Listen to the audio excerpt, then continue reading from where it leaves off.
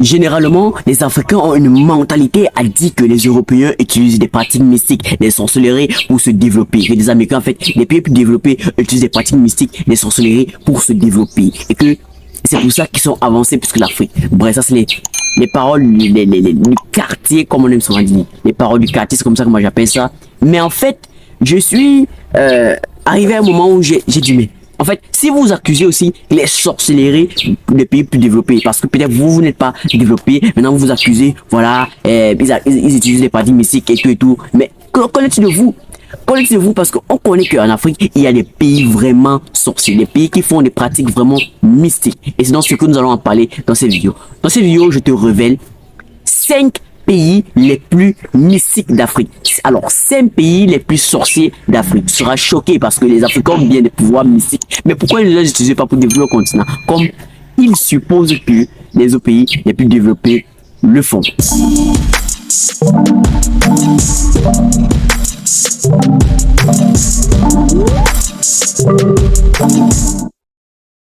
Salut, moi c'est Disco et si tu es nouveau sur la chaîne, n'hésite pas de t'abonner, cliquer sur la notification pour ne rien rater. Car ici c'est l'actualité, le plan personnel, les faits divers, la motivation, l'entrepreneuriat, le business, les stratégies, le tout pour avoir un impact et développer notre continent africain. Et puisque nous parlons du continent africain, j'aimerais donc partager cette idée avec toi, j'aimerais donc partager cette connaissance avec toi. Les 5 pays les plus mystiques d'Afrique. Mais oui, comme tu as entendu, les 5 pays les plus sorciers d'Afrique. Parce qu'en Afrique, il y a vraiment, on reconnaît l'Afrique comme un pays pratiquant de sorcellerie. Mais après la fin de cette vidéo, j'aimerais que tu me dises en commentaire pendant que cette vidéo est-ce que l'Afrique utilise cette sorcellerie-là, cette partie mystique-là, pour le développement ou pour le ralentissement? Parce que s'ils accusent les pays les plus développés d'utiliser des pratiques mystiques pour se développer, pourquoi est-ce que eux, qui ont aussi ce pouvoir-là, qui ont aussi ces pratiques mystiques et tout et autres, n'utilisent pas ça pour se développer? Mais c'est comme s'ils rentraient plutôt en arrière. Que d'avancer, ils rentraient plutôt en arrière. Donc peut-être qu'ils utilisent ça pour, ralentir le continent et tout, ralentir le pays. Mais bref, sans plus tarder, let's go.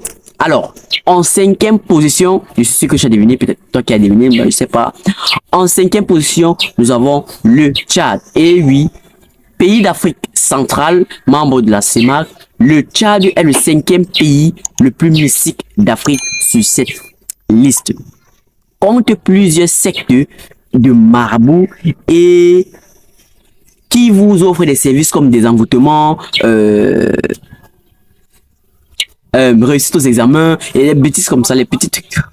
Il n'y a pas dit bêtises, intervention occulte et le reste. Bref, des marabouts sont souvent aussi consultés par des dirigeants pour mieux gouverner le pays. D'ailleurs, on peut compter l'ex-président Idriss Itno qui était connu pour ses pratiques mystiques. Alors, le Tchad tombe donc comme 5e pays les plus mystiques, les plus sorciers d'Afrique. Bref, en fait, si vous commencez à suivre cette liste, vous avez fait une remarque. Vous avez fait une remarque vraiment stratégique. Mais cette remarque, c'est à la fin que je vais vous le dire. Mais si vous êtes sage, si vous êtes wise, si vous êtes arrivé à ce niveau, faites déjà cette remarque avec nous. 4e position, alors, je ne sais pas si tu as déjà deviné avant. Et quand si tu as deviné avant pour voir si tu as réussi. Donc, en 4e position, le 4e pays le plus sorcier d'Afrique, nous avons le Gabon. Le Gabon, non. Deuxième pays qui tombe, Afrique centrale, toujours membre de la CEMAC. Tout comme le Tchad, le Gabon. Alors, le Gabon, nous connaissons que, comme dans plusieurs pays colonisés par les Français, il y a beaucoup d'influence de la franc-maçonnerie. Au Gabon, oui, il y a beaucoup d'influence de la franc-maçonnerie. Le pays compte plusieurs sectes comme des gourous, des féticheurs qui vous proposent plusieurs services comme réussir des examens, pouvoir, des envoûtements, guérison et tout, nanana. Bref, tout ce que vous imaginez là, qui vous proposent pas des marabouts et des gourous et des féticheurs, bref. Le Gabon, on aime souvent dire le pays des coutumes. Je sais pas pourquoi, c'est pas moi, c'est les appellations que on a donné, on aime souvent dire le pays des coutumes et autres. Donc le Gabon tombe sur le 4e pays sur cette liste, le 4e pays. Bon, j'ai voulu commencer de la fin pour le début pour créer un peu plus de suspense. Ouais. Donc le Gabon tombe en 4e position comme étant le pays le plus sorcier, le pays le plus mystique d'Afrique. Mais c'est pas fini, il y a encore 3. Donc le 3e pays sans plus tarder et bel et bien, c'est le Burkina Faso, aussi appelé, aussi connu sous le nom de pays des hommes intègres. Le Burkina Faso. Ben, cette fois-ci, nous quittons l'Afrique centrale, nous partons en Afrique de l'Ouest. Burkina Faso. Le Burkina Faso, aussi connu sous le nom de le pays des hommes intègres, comme je l'ai si bien dit, habite des grands marabouts, des grands féticheurs, connus pour leurs pratiques, en fait, pratiques mystiques. C'est comme à Ouagadougou, un temps, dans un match qui s'était joué à 10 tout le long du match et à 10 joueurs tout le long du match. Et c'était qui avait dit que c'était les consignes des marabouts qui avait dit. Donc là, ça a vraiment prouvé, montré à quel point le pays peut être mystique. Donc c'est ça un peu. Donc sans changement, c'était 10 joueurs sans changement sur les consignes de marabout. Donc ça nous montre à quel point le pays peut être mystique. Donc c'est le Burkina Faso. Donc là nous étions troisième, c'est pas fini. Nous arrivons au deuxième et puis vous saurez qui est le premier. Vous pouvez déjà mettre en commentaire celui que vous imaginez, le pays vous imaginez être le premier.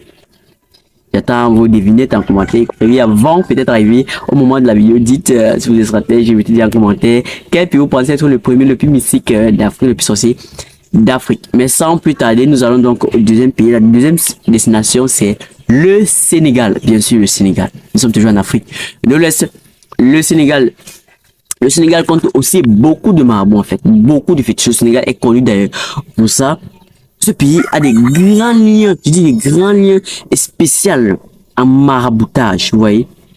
En maraboutage, même si c'est interdit par la religion, mais ça n'empêche que le pays pratique ça. Le Sénégal connaît beaucoup sur les féticheurs, vous voyez. Donc c'est un peu ça, le Sénégal. N'oubliez pas, nous sommes au deuxième pays. Quel pays pensez-vous peut être le premier?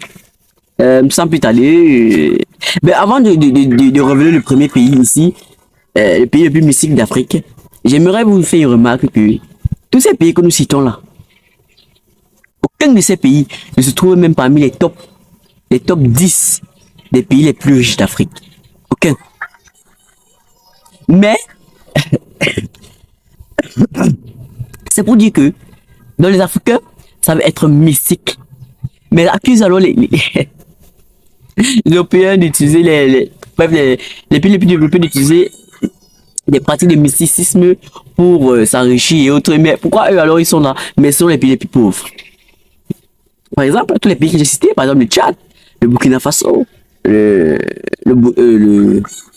Sénégal, le Tchad, j'ai cité le Tchad en cinquième, j'ai cité après j'ai cité le Gabon, j'ai cité le Burkina Faso, vous voyez? Tous ces pays-là, mais le Sénégal d'ailleurs, tous ces pays-là ne tombent pas parmi les top 10 des pays les plus riches d'Afrique, mais tombent parmi les top 5 des pays les plus mystiques d'Afrique. Voyez-vous un peu comment l'Africain je ne sais pas comment je vais appeler ça, mais qu'est-ce que vous en pensez? Donc voilà la remarque que j'aimerais faire. Et puis, en première position, j'espère que beaucoup de personnes ont déjà deviné, on connaît bien. C'est le Bénin. Et quand on parle de Bénin, on parle bien de Vaudou. Le Bénin, le mysticisme ici est profondément enraciné. Le mysticisme est profondément enraciné, vous voyez. Savez-vous que au Bénin, le Bénin en fait est le berceau de la religion vaudou. Berceau de la religion vaudou. Le vaudou est une religion originaire de l'ancien royaume du Dahomey, Afrique de l'Ouest. Et aussi largement répandu au Togo. Ils ont fait partie de vaudou au Togo parce que c'est aussi répandu largement au Togo. Utiliser le pouvoir du vaudou, on utilise le pouvoir du vaudou pour faire du mal aux autres, pour faire des parties mystiques aux autres, tout ça. D'ailleurs que à Lomé, l'ancienne capitale du Dahomey, vous pouvez visiter des musées historiques qui ont jusqu'à 2 palais royaux. D'ailleurs, il y a même des trônes qui sont qui montrent des crânes humains. Il y a des trônes qui montrent des crânes humains. Donc voilà un peu ça, arrivé au thème de cette vidéo, dis-moi ce que tu en penses. Ça fait compte voilà alors les top 5 des pays les plus mystiques. On parle de sorcellerie, il n'y a pas le deux. Voilà les pays, les top 5 des pays les plus mystiques d'Afrique. Vous voyez? Et les mêmes pays sont parmi les pays. Ne sont pas dans le top 10 des pays les plus riches d'Afrique. Vous savez qu'ils utilisent quoi? Peut-être le mysticisme là pour ralentir. Parce qu'on s'est dit, on dit souvent que l'Africain lui il aime utiliser sa magie pour tuer son frère, pour ralentir l'économie, pour faire tout. Pendant que les pays les plus développés utilisent ça pour avancer les pays, continuer à être plus riches que l'Afrique. Donc c'est un peu ça. Et comme ça, on se dit à très bientôt pour une nouvelle vidéo. N'hésitez pas à me dire